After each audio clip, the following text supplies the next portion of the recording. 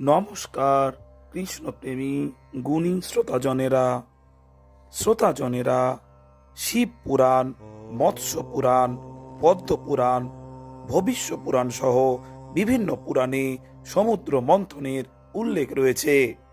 পৌরাণিক কাহিনী অনুযায়ী সমুদ্র মন্থনের সময় অমৃত কলস উঠে এলে তা লাভের জন্য দেবতা ও রাক্ষসদের মধ্যে সংঘর্ষ বাধে। এই সংঘর্ষ থেকে দেবতা অসুরদের বিরত করার জন্য বিষ্ণু মোহিনী রূপ ধারণ করেন। এরপর মোহিনী কর্তৃক প্রতারিত হন অসুররা।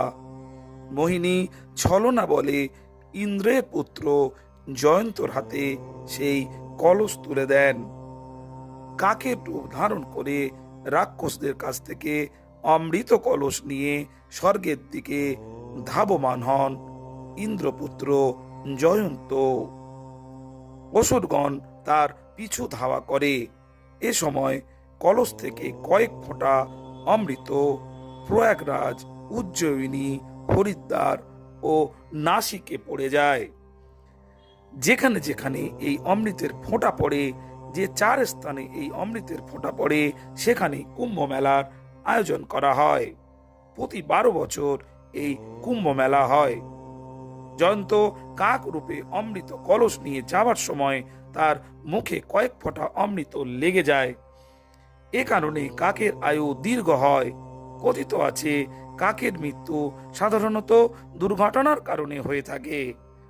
জয়ন্ত যখন অমৃত কলস নিয়ে পালাচ্ছিল, তখন কয়েক ফোঁটা অমৃত প্রয়াগ, উজ্জয়িনী, হরিদ্বার ও নাসিকে পড়ে।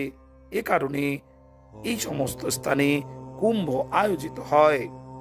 এছাড়াও কয়েক ফোঁটা অমৃত দুর্বা ঘাসে পড়ে, তাই দুর্বা ঘাসকে পবিত্র মনে করা হয়। এই পবিত্র ঘাস গণেশকে নিবেদন করা হয়ে থাকে। গুণী শ্রোতাজনেরা, কুম্ভ মেলার সময় নির্ধারণে জ্যোতিষশাস্ত্রের বিশেষ ভূমিকা রয়েছে। আর বৃহস্পতি যখন কুম্ভ রাশিতে প্রবেশ করে এবং সূর্য ও চন্দ্র মকর রাশিতে অবস্থান করে, তখন মহাকুম্ভ মেলা বসে। এই মহাকুম্ভ মেলা প্রতি 144 বছর অন্তর অন্তর ঘটে থাকে।